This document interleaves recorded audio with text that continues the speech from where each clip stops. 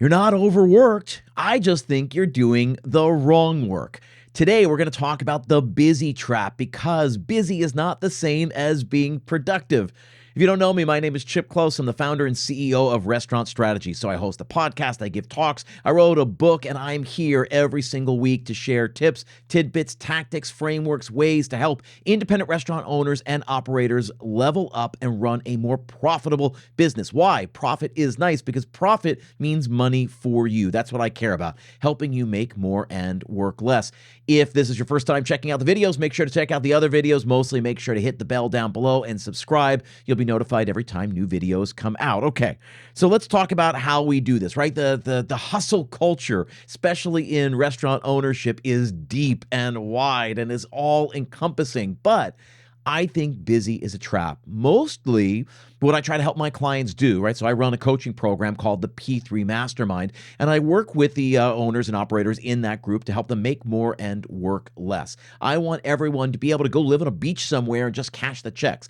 That's what I want for you. And it sounds counterintuitive, but working harder does not get you there faster, right? Now, there's a life cycle. There's a period of time in your restaurant when, yeah, you got to grind it out and you got to make it happen. But for most of you, 99% of the people watching this video, you are beyond that. You are still pretending like you're in infancy and you're not. You're a young adult. Your restaurant is all grown up and what it needs from you is different from what it needed from you back then. So I call this the busy trap. It's easy to feel wanted. It's easy to feel special, like, oh, my restaurant's better when I'm there. But there's this saying, right? You'll hear a lot of people on the internet say this, right?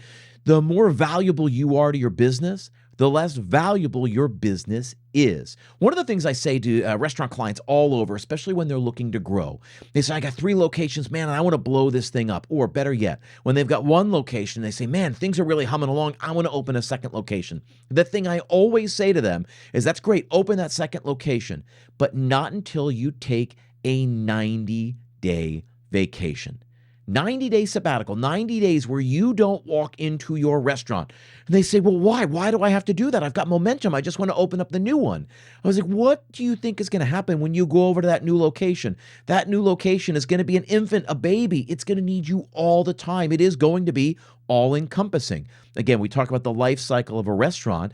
You will not be able to step foot in your restaurant. So to make this really tactical, really actionable, anyone out there who's got 1 restaurant is looking to go from 1 to 2, the piece of advice I give everyone is you have to take a 90-day sabbatical. Now, every single week, you can give 4 hours to that previous location, right? To your 1 existing restaurant, but you can't walk in the front door. It's 4 hours on phone or Zoom max, because when you open up the new location, 4 hours is going to be the absolute most you're going to be able to give the original existing location.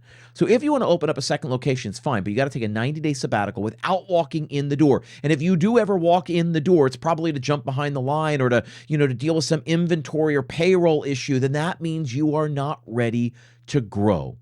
This is where so many restaurant owners get it wrong. They are stuck in the restaurant. Go, I got to do payroll. I got to do inventory. Well, man, sometimes I still got to jump back on the line. I got to work expo. Then your restaurant is not ready yet.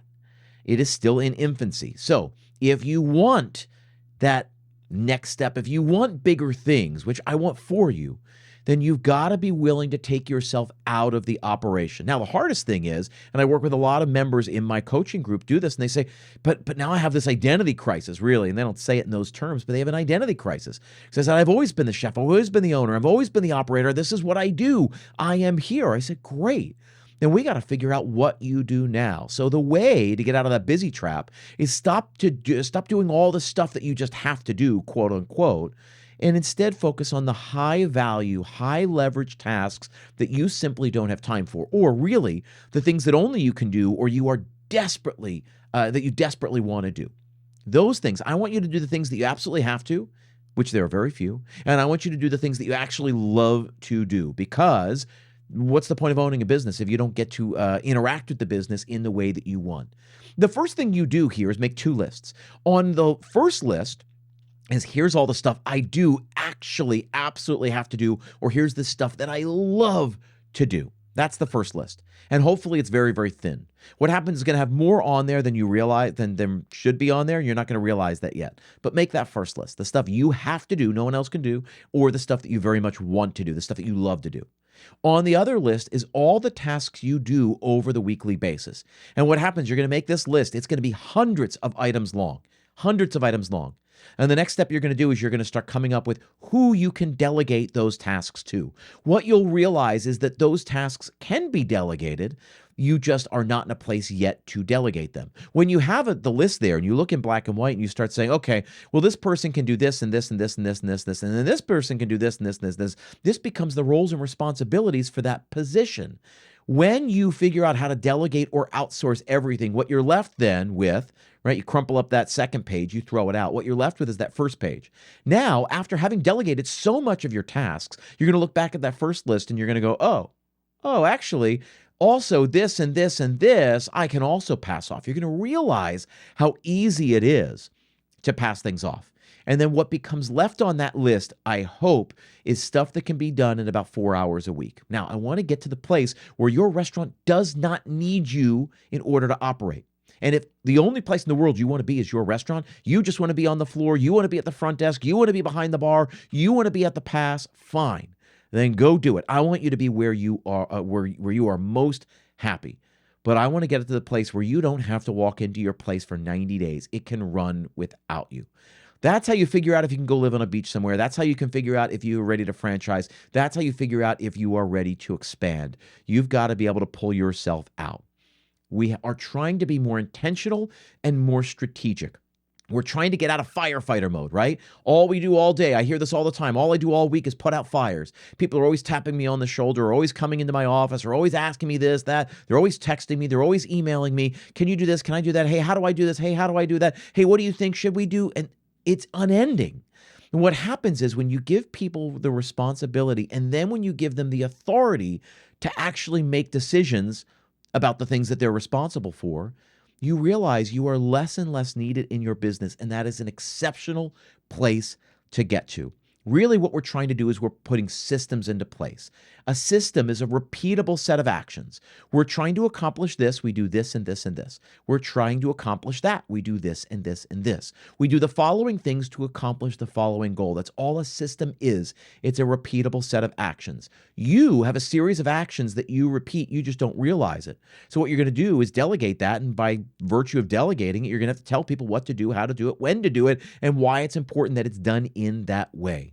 We're talking about the busy trap and talking about how to get you away. Here's how we take a baby step into that 90-day sabbatical that I talked about. And I really do believe you should say sometime in the next 12 months, I'm going to take 90 days off. I dare you to do it, right? The way we begin here is you take a day to yourself and you do not bring your phone with you. You do not turn it on. You do not answer, respond, nothing. And again, I really think you go to the beach for the day and you leave the phone in the car. It's really what I believe you should do.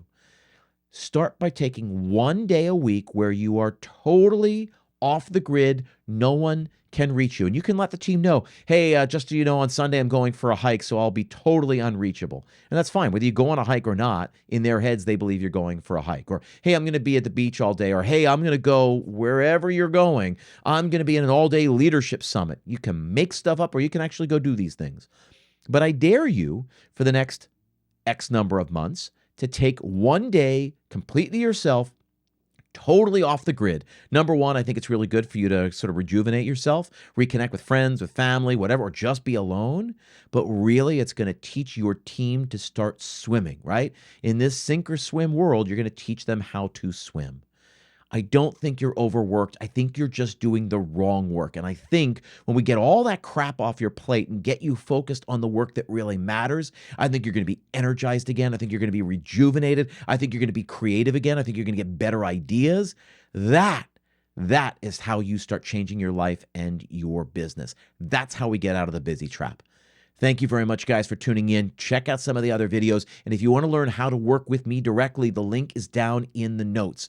P3 Mastermind is my group coaching program. I help restaurant owners and operators all over the world to dial in profitability so that they can make more money and work less in their business. If that sounds interesting to you, click the link, grab time on the calendar, and I'd love to chat with you. Thanks again, guys. See you next time.